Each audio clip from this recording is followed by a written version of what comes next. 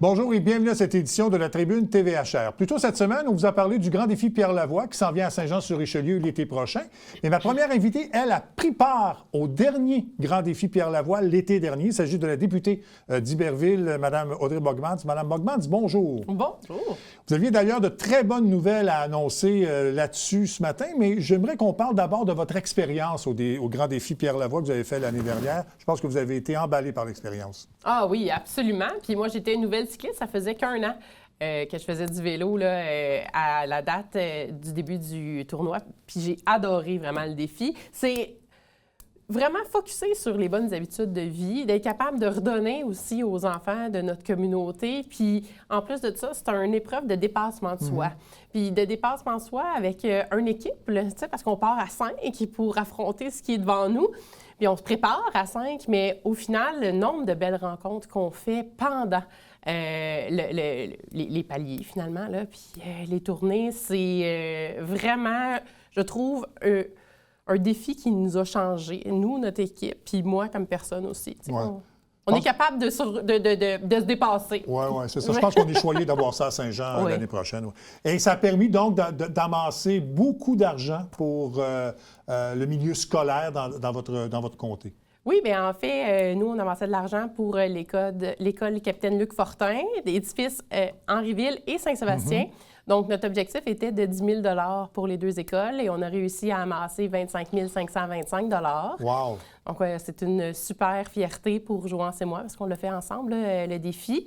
Puis, au-delà de ça, je trouve que c'est excitant. On revient tout juste de l'annoncer aux enfants de l'école puis à l'école en entier. Puis, quand on a annoncé le montant, les élèves ont hurlé de joie. Tu sais, ça transcendait. Puis, dans la préparation, on se demandait comment on ferait pour vulgariser un montant de 25 000 $ pour que ça soit concret dans l'esprit d'enfants de première année à sixième année. Puis ils l'ont compris instinctivement en montrant le seuil du 10 000 de l'objectif, puis le dépassement de 25 000. Puis en quittant, ils venaient nous remercier. Fait que c'était vraiment super. Puis comme on les a rencontrés avant le défi et après le défi, parce qu'ils doivent ramasser des cubes énergie, eux, à l'école, puis on dit que leur effort équivaut au nôtre, puis qu'on s'encourage, bien, c'était une fierté qu'ils ont eue, comme s'ils avaient participé à cette collecte de fonds-là.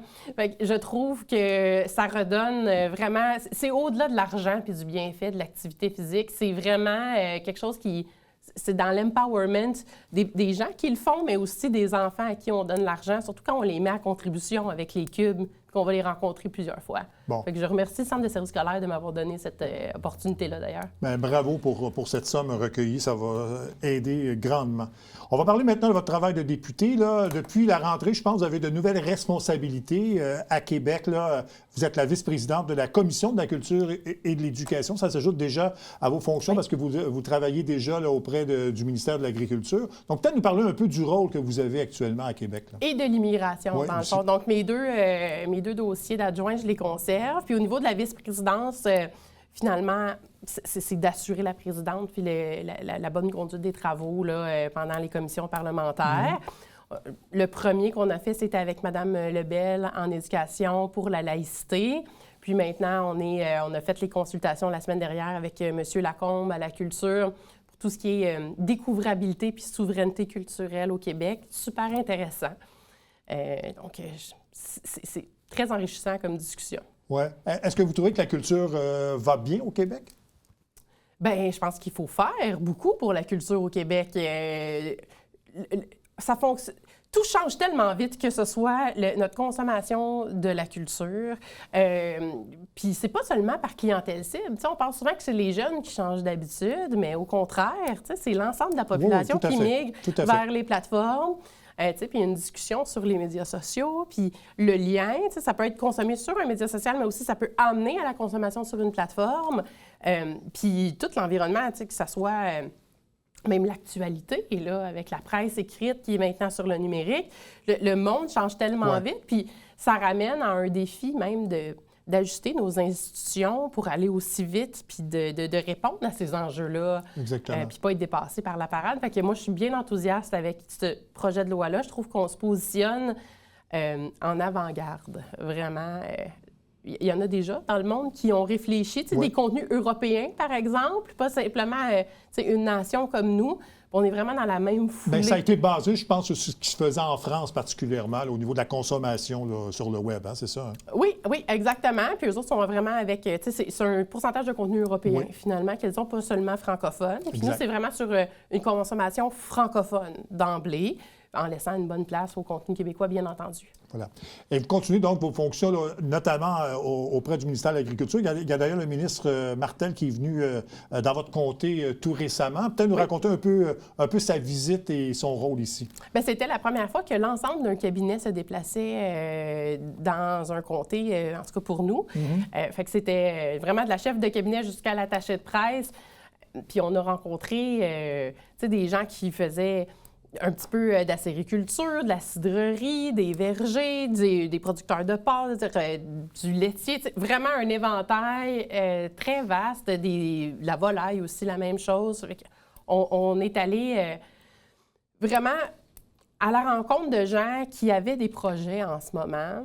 Puis les grandes questions étaient beaucoup sur comment on peut vous aider à alléger le fardeau administratif, comment on peut vous aider à faire plus de ce que vous aimez puis de ce qui vous passionne, puis comment nous, on peut arrimer vraiment tout ce qui est administratif pour vous propulser. Puis j'apprécie vraiment que l'ensemble du cabinet se soit déplacé parce qu'on a, chacun de nous, je pense, est reparti avec des morceaux importants, puis il y aura certainement une belle suite à ces visites-là puis aux enjeux qui auront été soulevés. Oui, parfait. On va revenir à l'éducation parce que je pense que vous voulez parler un peu d'investissement qui a été fait en éducation, là, particulièrement, je pense, dans votre comté ou peut-être au ministère particulièrement. Oui, bien, pour l'école de Saint-Sébastien, justement, Capitaine Luc Fortin, c'est l'équivalent de 9 nouvelles classes en modulaire qui vont s'ajouter probablement à la rentrée prochaine. C'est dans la même foulée que les travaux qui avaient déjà été faits à l'école Amel dans le secteur Iberville, qui ont été réalisés l'année dernière. Puis on a pas loin de 500 000 d'argent qui sont réinvestis dans les cours d'école ou dans l'achat de mobilier urbain pour assurer la socialisation des jeunes entre eux pour les écoles secondaires, par exemple, ou de basketball, justement, pour les ados. Mais pour les plus jeunes, au-delà des modules récréatifs ou de l'aménagement de cours, il y avait aussi des classes nature, avec les possibilités d'aller enseigner dehors, abrité avec tout ce qu'il faut, les tableaux et ainsi de suite pour être capable de le faire. Fait qu'on est très, très content de pouvoir moderniser les milieux éducatifs pour nos jeunes.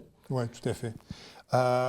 Il y a un nouveau conseil de ville qui a été élu à Saint-Jean et dans plusieurs municipalités de votre comté également. Quelles sont les attentes que vous avez envers... On va s'adresser à Saint-Jean. Quelles sont les attentes que vous avez pour le nouveau conseil de ville, le nouveau maire et le conseil municipal? Bien, on a 9 nouveaux élus, là, tu sais, dans l'ensemble. On a 16 municipalités. Bien, au niveau de Saint-Jean, les attentes, c'est de pouvoir travailler dans la collégialité puis dans la cohésion. Là. C'est vraiment de la main tendue de notre part comme de la leur pour être capable de travailler des projets de manière conjointe. Parce que le gouvernement, on est vraiment des partenaires des projets qui émanent des milieux. Donc, tout ce qu'on demande, c'est de travailler ensemble. Puis je félicite l'ensemble des nouveaux élus, là, que ce soit les conseillers, les maires.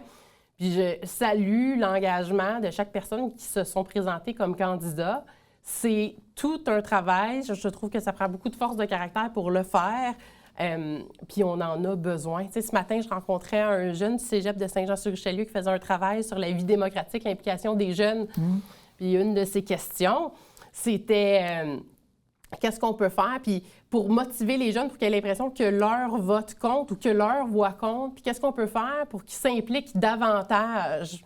Puis je crois vraiment que c'est le devoir de s'informer en tant que citoyen, mais c'est aussi la main tendue des deux côtés. Puis c'est comme ça, je pense qu'on doit faire de la politique aujourd'hui. Puis j'ai hâte de travailler là, avec l'équipe en place. Vous parliez d'avoir beaucoup de discussions, de présenter des choses concrètes. Je pense que le meilleur exemple de ça, c'est ce qui a été fait à Clarenceville pour le dossier de l'eau potable. On a parlé beaucoup de votre implication dans ce dossier-là. Donc c'est le genre de choses qui, pour la municipalité et pour les gens du comté également, c'est des choses concrètes, qu'on peut faire avec les deux paliers de gouvernement, les deux paliers de gouvernance, dans le fond. Oui, si le projet n'est pas élaboré et pris en main par la municipalité, même si on éjecte des fonds, c'est impossible à réaliser. Puis la même chose, eux, même avec un projet parfait, sans la contribution du gouvernement, ça se peut pas. Puis il y a un paquet en plus de permis et autres à aller chercher. Une coordination aussi entre les ministères, parce qu'il y a quand même le MTMD d'impliquer dans divers segments de ce projet-là. En plus des affaires municipales, on est vraiment content de pouvoir travailler comme ça. Puis c'est vraiment notre approche. Fait que nous autres, on ne demande vraiment pas mieux là, que de prendre contact rapidement puis de les rencontrer. De toute façon, quand on ne siège pas au Parlement l'été, on fait toujours une tournée de l'ensemble. On invite l'ensemble des conseils municipaux, conseillers et maires et DG à nous rencontrer à leur convenance pour pouvoir échanger. Puis là, c'est certain qu'on va en refaire une tournée extraordinaire avec les nouveaux élus. Oui, parce qu'il y a beaucoup de nouveaux élus, effectivement. Là, ouais. Ben oui, puis au-delà de ça, on se parle dans plein d'autres moments plus informels, mais je pense que c'est important de prendre état de leur vision puis de leur projet. Oui. Je m'en voudrais de ne pas en parler. Les gens, de toute façon, me posent la question. Comment vous vivez actuellement la situation là, à l'intérieur du gouvernement et de la CAQ particulièrement, le départ de Lionel Carman, l'adoption de la loi 2? Comment vous vivez ça dans le quotidien? Est-ce que les gens vous parlent de ça? Bien, c'est certain.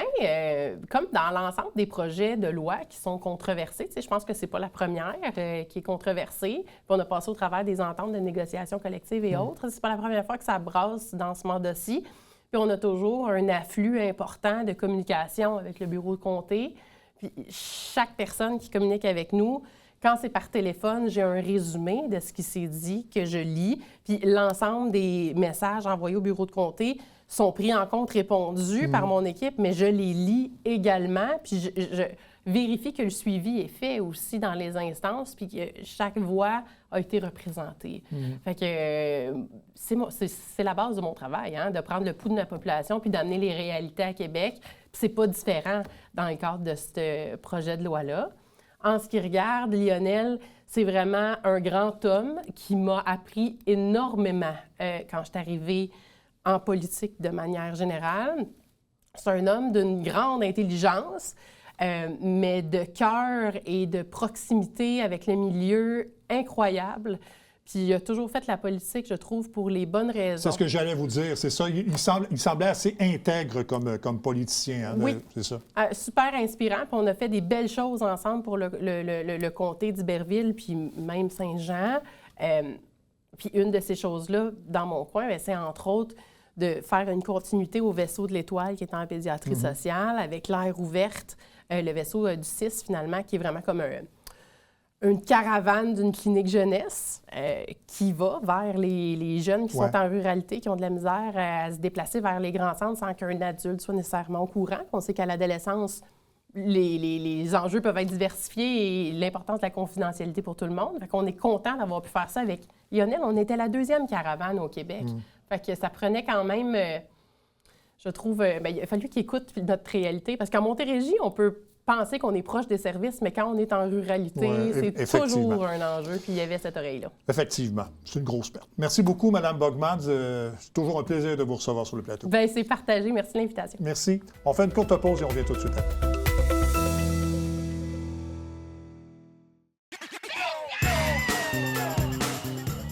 Vous êtes un adepte du bingo? Télébingo vous permet de jouer dans le confort de votre foyer. 4 500 $ en prix à gagner. Et pour ce faire, vous devez vous procurer un livret comme celui-ci au coût de 9,50 $ chez un de nos détaillants, dont la liste apparaît sur notre site internet tvhr9.com. Donc, c'est un rendez-vous dimanche matin 9h30. Télébingo.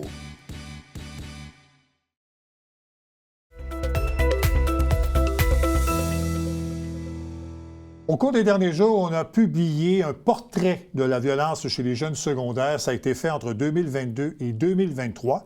Et pour nous en parler, je reçois la Dr Catherine Rizzi, qui est médecin conseil à la Direction de la santé publique de la Montérégie. Dr Rizzi, bonjour. Bonjour.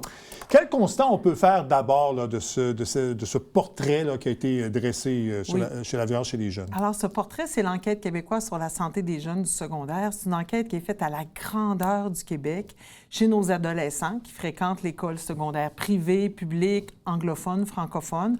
On a des données montérégiennes, puis on a aussi des données pour le territoire de Haut-Richelieu-Rouville. Là, aujourd'hui, on va vous parler des données par rapport à la violence. Ouais. Alors, ce que l'enquête nous dit, c'est qu'il y a 40 des jeunes, donc 4 jeunes sur 10, qui subissent de la violence à l'école ou sur le chemin de l'école. Ça peut être de la violence verbale, c'est la violence la plus fréquente, c'est-à-dire se faire crier des noms, se faire insulter. Ça inclut aussi la violence physique, se battre, avoir des coups. Le taxage, beaucoup moins. Fait que c'est quand même beaucoup. C'est 4 jeunes sur 10. Bien, le phénomène augmente, j'imagine? Le phénomène augmente chez les filles. Chez les filles. Les filles disent subir plus de violence que dans la dernière enquête qui avait eu lieu en 2016-2017. On a aussi regardé les gestes d'agression. Ça, c'est la violence subie. Oui. On a aussi regardé les gestes d'agression, de violence commises par les jeunes. Et ça aussi, on a des données. Il y a à peu près, je vous dirais, un peu plus du tiers des jeunes qui nous disent commettre de la violence, des gestes de violence directs. Donc, encore là, crier des noms, donner un coup de poing. Mais on a près des 2 tiers des jeunes qui disent qu'ils commettent des agressions indirectes. Une agression indirecte, c'est de la violence, mais pas en présence de la personne. Donc, c'est parler dans le dos de quelqu'un, partir des rumeurs, s'organiser pour que cette personne-là ne soit pas invitée, ne fasse pas partie de la gang. Fait que ça aussi, c'est de la violence, c'est pas banal. Fait que c'est quand même... Fait que quand on regarde tout ça, c'est à peu près les 3/4 de nos jeunes qui vivent de la violence ou en commettent à l'école ou sur le chemin de l'école. C'est beaucoup. C'est beaucoup, d'autant plus que les personnes, donc, le disent ouvertement ou disent « oui, j'ai fait ça », alors que peut-être qu'il y a d'autres personnes qui l'ont peut-être fait et qui ne l'ont pas dit. Je ne sais pas si vous comprenez la question. Oui, mais les questionnaires qu'on passe aux jeunes sont assez, on appelle ça la validité, sont assez valides. Les jeunes sont ouverts à nous le dire. Tu sais, des fois, on dit que, bon, quand je vous ai dit que ça a augmenté chez les filles, c'est une question qu'on s'est posée. Est-ce que les filles sont plus enclines à déclarer qu'elles ont été victimes de violences que les garçons? Fait que c'est difficile de voir. Ce qu'on peut voir avec ce portrait-là, c'est vraiment de dire c'est présent. Puis nous, ce qu'on veut, c'est que nos adolescents sur le territoire ici de Haut-Richelieu-Rouville vivent des relations harmonieuses parce qu'ils sont en développement. Puis c'est à travers les relations harmonieuses qu'ils font des acquisitions puis qu'ils peuvent bien se développer. Oui, c'est ça. Donc ça, je pense que c'est les chiffres plus Montérégie. Pour le Haut-Richelieu, est-ce que ça peut ressembler à peu près? Les chiffres que je vous ai donnés, c'est Haut-Richelieu-Rouville, mais sachez que les données du territoire d'Haut-Richelieu-Rouville ne sont pas différents de ceux de la Montérégie et ceux de la Montérégie ne sont pas différents que le Québec. Ouais, OK. Fait qu'on se ressemble pas mal. Il n'y a pas de différence qu'on appelle statistiquement significative. Donc, il n'y a rien qui ressemble plus à un ado qu'un ado, finalement. Oui, tout à fait, tout à fait. Il y a un aspect intéressant aussi du sondage, parce qu'il y a 2 tableaux qui ont été préparés là-dessus. L'autre aspect qui est de plus en plus fréquent, c'est la violence dans les relations amoureuses. Peut-être nous en parler un peu. Oui, alors ça aussi, ça a été questionné. D'abord, on a questionné les jeunes s'ils ont eu une relation amoureuse. Là, je vous dis tout de suite, la relation amoureuse, c'est peut-être pas la même définition que chez les adultes. Ça peut être une soirée, embrasser quelqu'un, etc. Là, bon, c'est des relations amoureuses d'ados. Oui. Fait que, mais il y a quand même une bonne nouvelle. La majorité des adolescents qui ont vécu une relation amoureuse l'ont vécu de façon harmonieuse et dans le respect. Mais on a quand même 48 % qui disent qu'il y a eu de la violence dans leur relation amoureuse. Encore là, ça peut être de la violence psychologique, vouloir contrôler son ou sa partenaire, de faire des commentaires sur la façon qu'elle s'habille. « Je veux pas que tu tiennes avec tel ami », tout ça. Ça, c'est de la violence psychologique. Il y a aussi de la violence physique moins, tu sais, gifler, donner des tapes, bousculer, pousser dans le mur. Fait que c'est quand même 48 % de nos jeunes.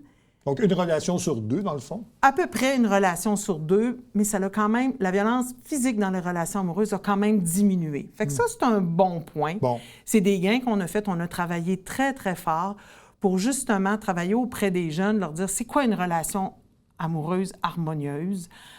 Si j'ai une chicane avec mon chum, ma blonde, comment je règle ça? Il y a des façons. On peut apprendre comment régler nos chicanes, les ruptures amoureuses. C'est des sujets qu'on aborde avec les jeunes parce que à l'adolescence, bon, ça fait mal, ils savent pas trop, c'est leur première rupture amoureuse, puis c'est une période où on peut être un petit peu plus... on est plus à risque de faire des gestes de violence.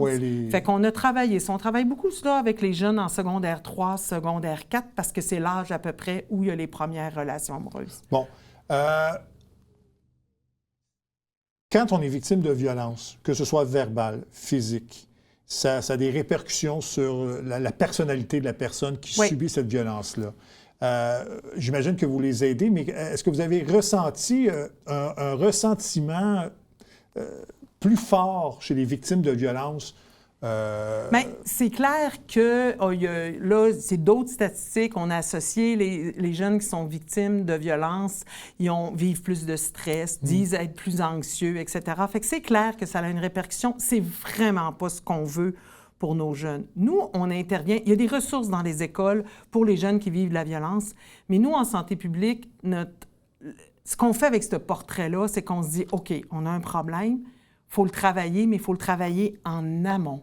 Il faut le travailler avant que la violence survienne. Puis ça, on sait ce qu'on doit faire, puis qui est efficace pour, dans le prochain cycle, avoir plus de jeunes qui vivent des relations harmonieuses. Bon. Je sais aussi que c'est un âge de secondaire 3, fin secondaire, là, où les jeunes ont peut-être plus de difficultés à exprimer ce qu'ils vivent auprès de leurs parents ou même de leurs amis. Qu'est-ce qu'on doit faire pour repérer ce genre de choses si on est parent, par exemple? Bien, agir en amont, c'est agir... Il y a plusieurs stratégies. On peut agir directement auprès des jeunes, puis je vais revenir auprès des parents après. On va agir directement auprès des jeunes, développer ce qu'on appelle leur habileté sociale. Particulièrement au début du secondaire, les jeunes arrivent au secondaire, les amis commencent à prendre beaucoup de place. Vous l'avez dit, les parents prennent un peu moins de place. Alors, c'est quoi la violence? OK? Fait que ça, c'est important. S'ils veulent reconnaître la violence, s'ils veulent prévenir la violence, il faut qu'ils sachent c'est quoi la violence. On va travailler aussi la communication positive, constructive, respectueuse. On va travailler la gestion de conflits. Si j'ai une chicane, un conflit, comment je travaille ça? Puis ça, on travaille ça en classe, en atelier, par des mises en situation. Le professeur peut avoir du soutien du personnel du CIS, peut avoir du soutien d'organismes communautaires pour travailler. C'est des débats, c'est des causeries. Donc, on travaille directement auprès des jeunes. Mais il faut travailler aussi les adultes qui entourent les jeunes. Il faut travailler avec l'école, puis il faut travailler avec les parents. Fait qu'avec l'école, ce qu'on va travailler, c'est encore là, on va former les enseignants sur c'est quoi la violence, parce qu'eux, ils sont témoins de la violence, comment interagir de façon constructive et positive. Essayer d'avoir dans les écoles qu'on appelle des zones de détente ou des chill zones où les jeunes peuvent aller être tranquilles, finalement, parce qu'une école, ça bouge pas mal. On va travailler aussi des campagnes de communication mais au niveau de l'école, mettre des affichettes sur les comportements attendus. On peut aller questionner les jeunes. Qu'est-ce que vous voulez pour que ça aille bien à l'école, pour vous sentir en sécurité à l'école? Fait que ça, on va faire, et toutes les écoles au Québec ont l'obligation de produire un plan de prévention de l'intimidation et la violence qui revise à chaque année, qui mettent en place les actions que je vous ai dites directement auprès des jeunes de l'école. Bon. Puis il y a les parents. Voilà. Bon, alors, les parents, c'est important. C'est le milieu, le principal milieu où évoluent les enfants. Les parents sont des modèles. Fait que c'est sûr que la façon que tu réagis avec une chicane de voisin ou l'enfant, ton ado, il te voit aller, là. Fait que les parents sont des modèles et ce qu'on souhaite, nous, puis on le fait, on veut outiller les parents par rapport à la thématique de la violence. C'est quoi, eux autres aussi, qu'est-ce qui est violent, c'est quoi? On dit à leurs parents d'être à l'écoute de leurs jeunes, de leur demander comment ça va à l'école. Si c'est les parents, ils se rendent compte qu'ils sont en chicane avec un jeune, tu sais, veux-tu que je t'aide à régler ce conflit-là? Si le jeune a besoin d'aide, veux-tu que je t'accompagne pour l'aide? Fait qu'on outille vraiment beaucoup les parents. On a un site en Montérégie qui s'appelle En mode ado. Donc, le site, c'est enmodeado.com, où les parents ont de l'information, ils peuvent s'inscrire à de l'infolette. Puis l'objectif de ce site-là, c'est de travailler les pratiques parentales positives, puis pas juste sur la violence, parce qu'il y a plein d'autres thématiques, la sexualité, la consommation, mais on a aussi des trucs pour outiller les parents. Parce que une autre génération, la violence verbale, les gens ne considéraient pas ça comme de la violence. Maintenant, on est, je pense, plus conscientisés, mieux outillés face à cette violence verbale-là, qui souvent fait plus mal encore que de la violence physique, parce que les mots, souvent, restent. Est-ce que vous apercevez justement que les parents d'aujourd'hui ou les adultes d'aujourd'hui sont plus conscients de l'utilisation de la parole envers leurs ados? On travaille là-dessus parce que banaliser la violence verbale, ça fait mal. Oui. Puis banaliser, c'est dire aux jeunes, c'est adéquat que vous ayez ce langage-là. Ce qui n'est pas tout à fait le cas. Ou banaliser, on veut un monde beaucoup plus inclusif, beaucoup plus respectueux. Fait qu'on travaille avec les parents, puis on leur dit, ça, c'est une forme de violence. Puis c'est pas exagéré, parce que vous l'avez dit, la violence verbale, parfois, elle paraît moins. Ou les agressions indirectes, quand on en parlait tantôt, partir des rumeurs sur quelqu'un, ça paraît moins. Ou la cyberintimidation, ça paraît moins, mais ça fait très mal. Puis nos ados sont en évolution, puis sont dans une période où les amis, c'est hyper important. Fait que pas faire partie de la gang parce que je suis rejetée ou parce que je vis de la violence, ça a un impact sur leur développement. Puis je vous dirais même, ça peut aller jusqu'à avoir un impact sur la réussite scolaire. Fait qu'il faut s'attarder à ça, puis il faut travailler là-dessus. Puis nous, on fait le pari qu'il faut travailler en prévention. C'est ça. Il faut percevoir les signes, dans le fond, parce que souvent, quand un ado connaît ses problèmes, il va être plus renfermé sur lui-même sans savoir pourquoi. Alors, il faut peut-être chercher à savoir qu'est-ce qui se passe, puis pourquoi il est comme ça, dans le fond, son état d'âme. Quand je vous dis qu'on forme les enseignants, on forme les enseignants aussi à détecter, un ado qui va bien, puis à un moment donné, on le voit souvent pleurer dans les corridors d'école, c'est notre chute, il y a quelque chose qui ne marche pas. On peut lui en parler, on peut en parler aux parents, puis les parents connaissent leur ado, c'est la même chose pour eux autres. Tu le vois si ton ado file moins bien, puis tu peux lui demander, ça va, tu sais, y a-t-il quelque chose, tout ça? Ton ado, ça se peut qu'il te dise, je veux pas t'en parler. Mais tu peux lui dire, écoute, moi, je t'inquiète. Je comprends que tu ne veux pas m'en parler, mais je suis là si jamais tu veux m'en parler. Toujours garder la porte ouverte. C'est le genre de truc qu'on donne sur notre site enmodeado.com parce que, tu sais, du jour au lendemain, on avait un enfant qui... On était un peu les héros pour lui. Puis là, on se retrouve avec un ado qui va plus argumenter, qui va être plus réservé. Fait que comme parent, qu'est-ce que je fais pour interagir avec mon ado? Mais sachez, parce que dans la même étude, les ados nous disent que le soutien de leurs parents est hyper important. J'en doute même pas. Oui, c'est ça. Tendre la main, dans le fond, à son adolescent. C'est ça. Oui.